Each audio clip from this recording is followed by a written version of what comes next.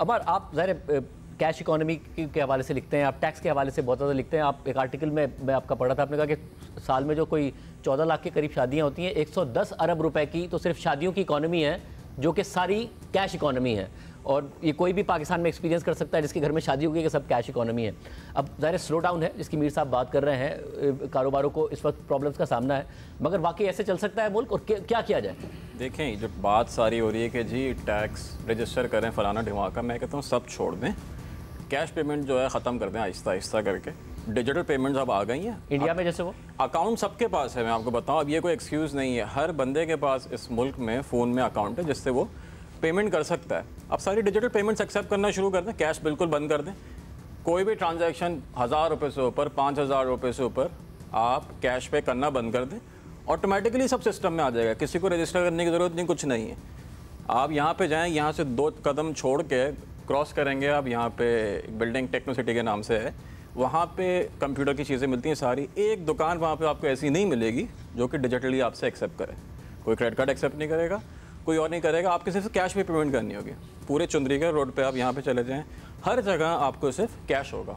तो आप कैश ख़त्म कर, ये तो कर सकते हैं ना, मतलब इसमें ऐसी कोई बात तो नहीं है। बंदा देने को तैयार है, बाहर रिसीव करने के लिए तैयार है, जो हो जाएगा। मिस्टर भाई ने जैसे बोला कि सुनार है, सुनार कभी आपसे जो है डिजिटली पेमेंट नहीं लेगा। वो बोलेगा कि मुझे आप जी चेक दे दो, कैश का चेक दे दो, मैं वहीं सभी बैंक से जाके ले आता हूँ। तो ये तो चेंज कर सकते हैं ना, अगर कुछ छुपाने को नहीं है। अगर ये चाहते हैं कि जी मैं पता लग जाए कि हम अती साहब ने बोला कि जी हमें क्या पता बिजनेस कितना मुनाफा बना रहा है, वाकई नहीं पता, मगर जब ट्रांजैक्शन सिस्टम में आ जाएंगी तब तो पता लग सकेगा। तो इसमें तो मेरे ख्याल से कोई छुपाने की चीज़ ही नहीं है। जो भी बिज़नेस है, जो भी एक स्मॉल बिज़नेस है, मैं एक स्मॉल बिजनेसेस के लिए तकरीबन 1 मिलियन बिजनेसेस का रिकॉर्ड है मेरे पास थ्रू व्हाटएवर वो, उसमें लोग ट्रांजैक्शंस करते हैं, बेताजा ट्रांजैक्शंस होती हैं और मार्जिन भी अच्छे खासे होते हैं। एक नफ़ा एग्जिस्ट करता है तभी तो बिजनेस भी एग्जिस्ट कर रहा है, वो बंद हो जाएगा वरना। वो डिजिटाइज करें उनको, जैसे इंडिया में हुआ। इंडिया में अब जो है मेजॉरिटी ट्रांजैक्शन जो है वो डिजिटली हो रही हैं। इवन जो भारत में जो एसेंशियली जो कबाड़ी वाला है वो तक जो है डिजिटली पेमेंट एक्सेप्ट करने को तैयार है। सब यहाँ पे कोई डिजिटली एक्सेप्ट क्यों नहीं कर सकता पेमेंट? इसमें तो मेरे ख्याल से किसी को इसमें डिस्प्यूट नहीं होना चाहिए। जैसे आपने बात करी शादी की, शादी हॉल पूरे कराची में कहीं भी चला जाए, मल्टी बिलियन रुपये बिजनेस, तकरीबन मेरा से 110 से 120 अरब रुपए का सालाना बिजनेस, और बेताशा इंडस्ट्रीज जुड़ी हुई हैं। डिजिटली पेमेंट्स लें, शादी की पेमेंट कैश पे होनी नहीं चाहिए। क्यों हो रही है? आप हॉल बुक करा रहे हैं, उस पर टैक्स 0 कर दें, ठीक है, वो सही है ना। अनड्यू टैक्स कोई क्यों लगाए, बात बिल्कुल सही है। पेमेंट सारी आप जो है वो चेक के थ्रू करें या डिजिटल तरीके के थ्रू करें, बैंक पे अकाउंट के थ्रू करें, इसमें किसी को प्रॉब्लम नहीं होनी चाहिए। अगर ये कर दें, इतना डेटा आपके पास आ जाएगा, इतना रोलिंग आ जाएगी सिस्टम में, automatically you will have enough idea कि यार किस तरह किस चीज़ पर टैक्स लगाना है। हाँ, अगर नहीं करना तो उसके ना करने के तो 15 एक्सक्यूजेज हैं, वो तो चलते आए और आगे तक चलते रहेंगे वो तो। और ये आप क्योंकि क्या कोई इंसेंटिव भी दिया जा सकता है? जैसे इस्लामाबाद में जो सेल्स टैक्स है वो 5% कम है गालिबन, अगर आप क्रेडिट कार्ड से पे करें, तो इस किस्म की कोई इंसेंटिव दिए जाए? बेताशा इंसेंटिव। अच्छा, उस इंसेंटिव में ये बताऊँ, चोरी करते हैं।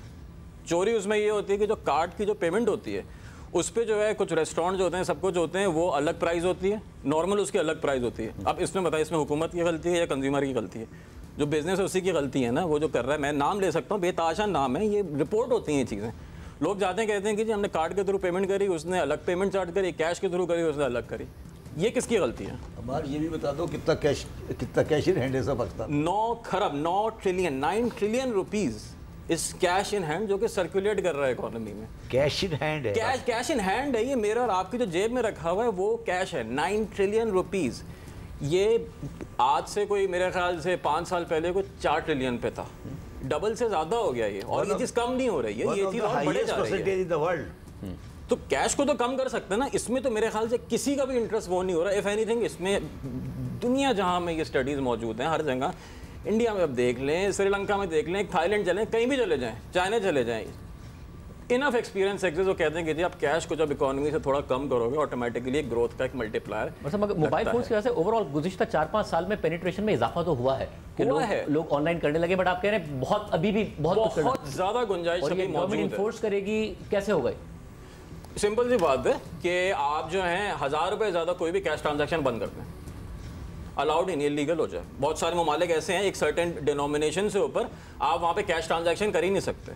इनफैक्ट दुनिया में अब कुछ स्टोर्स ऐसे हैं जो कि कहते हैं, जो कुछ लग्जरी स्टोर्स हैं जो कि एक्चुअली यूज़ होते थे मनी लॉन्ड्रिंग के लिए, अर्मेज हो गए, सारे हो गए, जहाँ पे बड़े बड़े महंगे स्टोर होते हैं, वहाँ पे तो उनको कैश एक्सेप्ट करना भी अलाउड नहीं है।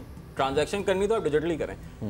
यहाँ पे एक सर्टेन आप बोल दें कि जी यह शादी हॉल है, 50,000 रुपये ज़्यादा, ये कोई भी पेमेंट है, आपने सिर्फ डिजिटली करनी है, कि मेरे ख्याल से इसमें किसी को इशू नहीं होना चाहिए। इन्फोर्समेंट कैसे होगी? ये enforcement है, this is where- है कि आप जाएं, वो कहते हैं आपने कैश ही लेना है। ठीक है, अब this is where the tax authorities come in, कि क्या वो इस चीज़ को इन्फोर्स करा सकते हैं।